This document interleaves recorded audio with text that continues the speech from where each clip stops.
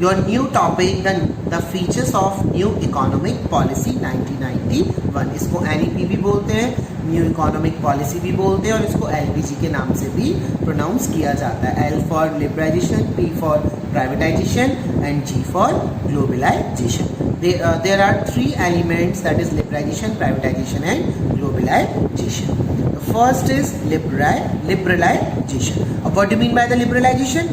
It refers to end of license, quotas and many more restrictions and control which were put on industries before 1991. India get liberalization in the following way. अब liberalisation का मतलब क्या होता है, इसको हिंदी में बोलते हैं स्वतंत्रीकरण. अब इसका मेन जो मीनिंग है वो क्या है कि अगर ये हमारा किससे रिलेटेड है, it's related to industry. It means licence जो हमें लेना पड़ता था किसी भी बिजनेस को ओपन करने के लिए, किसी भी बिजनेस को क्लोज करने के लिए, बिजनेस को एक्सपेंड करने के लिए, उन सब लाइसेंस से हमें फ्री करना. कुछ ऐसी इंडस्ट्रीज थी जिसमें लाइसेंस लेना कंपलसरी था, बाकी सब चीज़ों में लाइसेंस का बर्डन हमारे ऊपर से रिमूव किया गया. उसके साथ साथ जो हमारे ऊपर और एक्स्ट्रा रेस्ट्रिक्शंस लग रखे थे, हमारा कोटा डिसाइड था कि हम इससे ज़्यादा गुड्स ना बेच सकते हैं, ना इससे ज़्यादा गुड्स मार्केट में दूसरी कंट्री से मंगा सकते हैं.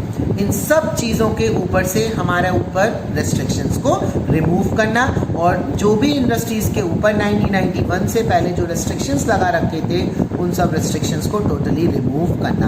That is the part of liberalization. First thing is abolishing license on expansion and contraction of business. License खत्म किया गया किस चीज़ के ऊपर, बिजनेस को बढ़ाने से और बिजनेस को कम करने के लिए. अगर आपको बिजनेस बढ़ाना है उसके लिए भी लाइसेंस लेना पड़ता था, बिजनेस कम करना है उसके लिए भी आपको लाइसेंस लेना पड़ता था. तो इसको बिल्कुल पूरे तरीके से एंड किया गया. There is no restriction on expansion and contraction of business. पहले अब आप कभी भी अपना बिजनेस बढ़ा सकते थे, कभी भी अपने बिजनेस को कम कर सकते थे, लाइसेंस लेना भी जरूरी नहीं था, ना उस पर कोई भी रेस्ट्रिक्शन नहीं था. Reduction of tax rate and lifting unnecessary control over economy. हमारा टैक्स रेट को कम किया गया और जो अननेसेसरी कंट्रोल थे इकोनॉमी की तरफ से उन सबको भी रिमूव किया गया, कम किया गया. Removal of restriction on movement of goods and services. जो गुड्स एंड सर्विसेज का मूवमेंट होता था उसके ऊपर से रेस्ट्रिक्शंस रिमूव किया गया. Freedom in fixing the price of goods and services. पहले गुड्स एंड सर्विसेज के प्राइस फिक्स गवर्नमेंट करती थी या कोई भी करता था, तो हम अगर कोई अदर पर्सन खुद से करता था तो उसके ऊपर रेस्ट्रिक्शंस लगा दिए जाते थे. तो यहाँ पे प्राइस कौन फिक्स कर रहा है, प्राइस आपको फिक्स करने की फ्रीडम प्रोवाइड की गई. आपका अपना गुड्स अपने according demand and supply goods के प्राइस को फिक्स करने के लिए रहेगी. Simplifying the procedure to attract foreign capital in India. आप फॉरेन कैपिटल को अट्रैक्ट करने के लिए इंडिया में प्रोसीजर को सिंपल बनाया गया. साथ के साथ ये सब हमारी किसका पार्ट था, they all are the part of liberalization. It means ending the licence, quotas and many more restrictions which were put before 1991. 1991 से पहले हमारे ऊपर जो भी अननेसेसरी रेस्ट्रिक्शंस लगा रखे थे, कोटा लिमिटेशन था और लाइसेंस का लेना था, उन सब चीज़ों को रिमूव करना. कुछ ही ऐसी चीज़ें थी जिनके लिए हमें लाइसेंस लेना पड़ता था, हमें फ्री करना जिससे हम अपने अकॉर्डिंग अपने बिजनेस को बढ़ा सकें, कम कर सकें. ये हमारा किसका पार्ट था, they all are the part of liberalization. Now we move to second topic, that is the privatization. It means giving greater role to private sector in the nation building process and reducing the role of public sector. It means अगर private sector बहुत अच्छा काम कर रहे हैं, उनके ऊपर government ने रेस्ट्रिक्शंस लगा रखे थे, प्राइवेट सेक्टर के लिए कुछ ही जगह रहती थी, पब्लिक सेक्टर बहुत ज़्यादा फैला हुआ था और पब्लिक सेक्टर बहुत अच्छा काम नहीं कर पाते थे, तो गवर्नमेंट ने तुरंत डिसीजन लिया जो प्राइवेट सेक्टर अच्छा काम कर रहे हैं उन प्राइवेट सेक्टर को बढ़ाया जाए और जो आपके पब्लिक सेक्टर्स थे उनको रिड्यूस किया जाए. इट मीन्स ओनरशिप राइट भी किसको दिया जाए वो आगे पॉइंट्स में आप समझेंगे. तो first thing is this, privatization refers to giving the greater role to the private sector and reducing the role of public sector. Now the following ways of privatization in India. The first point is this, disinvestment of public sector, that is transfer of public sector enterprise to private sector. disinvestment का मतलब क्या हुआ, public sector enterprise को private sector enterprise के हाथ में देना. That is the part of this investment of public sector. Number 2, setting up the board of industrial and financial reconstruction. In short इसको हम क्या बोलते हैं? BIFR. ये बोर्ड स्टेब्लिश किया गया BIFR. This board was set up to revive और close sick unit in public sector enterprise suffering loss. इसका काम क्या था?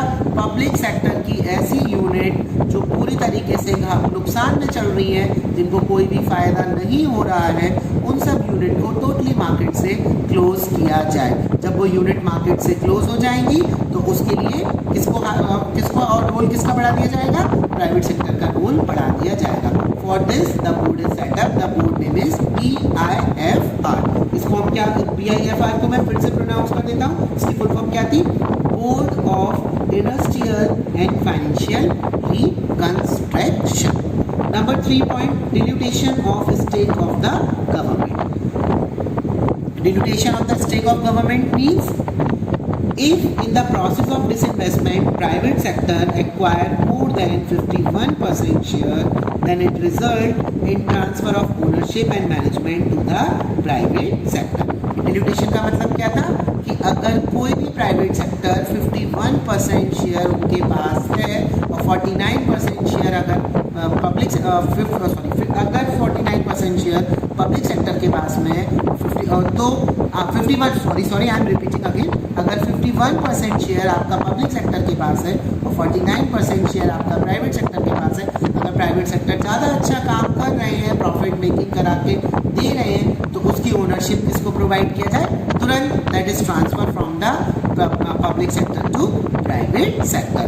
That is the part of privatization. The privatization done in the 3 way. Disinvestment of the public sector, setting up the BIFR, so they may revive the sick and loss suffering unit. And the third one is dilution of the stake of government, means 51% ownership given to the private sector and 49 leave to the public sector. The third topic is globalization. It means integration of various economy of the world. The meaning of globalization, integration of various economy of the world. It means world की सारी अपनी country की economy को world की economy के साथ में matchup करना. और जब बहुत सारी कंट्री मिलकर एक साथ बिजनेस करेंगे तो ये किसका पार्ट बोला जाएगा? It's a part of globalisation.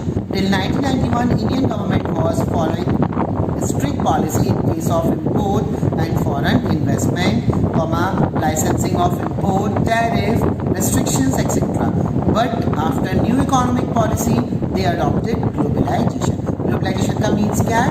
When we have to be integrate of various economy of the world. जब हम अपनी कंट्री की इकोनॉमी को वर्ल्ड की इकोनॉमी के साथ में जोड़ेंगे, ये हमारा किसका पार्ट बोला जाएगा? ग्लोबलाइजेशन का पार्ट बोला जाएगा. 1991 से पहले इंडिया में बहुत सारे रेस्ट्रिक्शंस थे. कोई भी कंट्री इंडिया में आकर अपना बिजनेस सेटअप नहीं कर सकती थी और इंडिया से हम वहाँ से बहुत ही लिमिटेड चीज़ों को हम मंगा पाते थे. बट जब हमारा LPG पॉलिसी इंट्रोड्यूस हुई तो ये सारे रेस्ट्रिक्शंस हमारे ऊपर से हटा दिए गए थे. इंपोर्ट से रिलेटेड, फॉरेन इन्वेस्टमेंट से रिलेटेड, लाइसेंसिंग ऑफ इंपोर्ट से रिलेटेड, टैरिफ से रिलेटेड रेस्ट्रिक्शंस जो थे वो सब रिमूव किया गया, जिससे हम एक अपनी वर्ल्ड की इकोनॉमी को, हम अपनी कंट्री की इकोनॉमी को वर्ल्ड की इकोनॉमी के साथ में ज्वाइन आउट कर सकें. The globalization adopted in the following ways. Number 1 is by providing import liberalization. Import को लिबरल किया जाए. Number 2, rationalization of tariff structure. Tariff structure को भी रेशनलाइज किया जाए. Reduction of import duty. Import duty को कम किया जाए और एक्सपोर्ट ड्यूटी को पूरी तरीके से हटाया जाए. That is the part of globalization. So that whole world become global village. जिससे पूरा वर्ल्ड एक ग्लोबल विलेज मिले. कोई कहीं भी जाकर बिजनेस को सेटअप करे, कोई भी कंट्री बाहर से आकर इंडिया में अपने बिजनेस को इजीली सेटअप करे, जिससे हम डिफरेंट प्रोडक्ट को मार्केट में यूज़ कर सकें. बेटर टेक्नोलॉजी मार्केट से आए. इस चीज़ के बहुत सारे फायदे थे जो हम आपको आगे चैप्टर्स में पढ़ाएंगे. So that whole world become a global village. Free flow of goods and services across the nation. अब आपका फ्री फ्लो था, आप एक नेशन से दूसरे नेशन में इजीली क्या कर सकते थे? गुड्स एंड सर्विसेज को ला सकते थे और भेज सकते थे. Free flow of capital across nation, capital goods भी एक से दूसरे गुड्स एंड कैपिटल का भी आप क्या कर सकते थे, फ्री फ्लो आपको मिला था कैपिटल से रिलेटेड, किसी भी कंट्री में कैपिटल परचेज कर सकते थे, कोई भी कंट्री इंडिया में आकर कैपिटल परचेज कर सकते थे। Free flow of information and technology, information and technology का भी फ्री फ्लो हुआ। Free flow of people across the world, people also free flow from across the world, that is the part of globalization. Globalization as a result of globalization, physical boundary and political boundary remain no barriers for business enterprise. इसका जो globalisation का हमारा क्या result निकल कर आया, कोई भी फिजिकल बाउंड्री नहीं रही, कोई भी पॉलिटिकल बाउंड्री नहीं रही, इसके साथ साथ हमारे ऊपर जो भी बैरियर्स थे उन सबको रिमूव किया गया, जिससे हम किस में चेंज हुए, whole world become a global village. So globalization involve greater interaction and interdependence among the various nation of the global economy. Globalization से हम इन्वॉल्व हुए, हमारा ग्रेटर इंटरेक्शन हुआ, हमें इंटरडिपेंडेंस मिला वेरियस नेशंस और अपनी इकोनॉमी को बेटर करने के, that is the part of globalization. Globalization में हमारे इंपोर्ट लाइसेंस में जब ये पार्ट आया है, what is the meaning of the import licence, the government remove many restriction from the import of capital goods. It means government ने बहुत सारे रेस्ट्रिक्शंस रिमूव कर दिए गए थे जब हम किसी भी कैपिटल गुड्स का इंपोर्ट करते थे। Foreign exchange regulation act means फेरा, जिसको बाद में नाम चेंज करके क्या नाम दिया था, फेमा नाम दिया था, ये भी साथ में इंट्रोड्यूस हुए थे। So that's the part of liberalization, privatization and globalization. It have a great impact on the economy of our India. So we have to be match our economy with the world economy. That's all.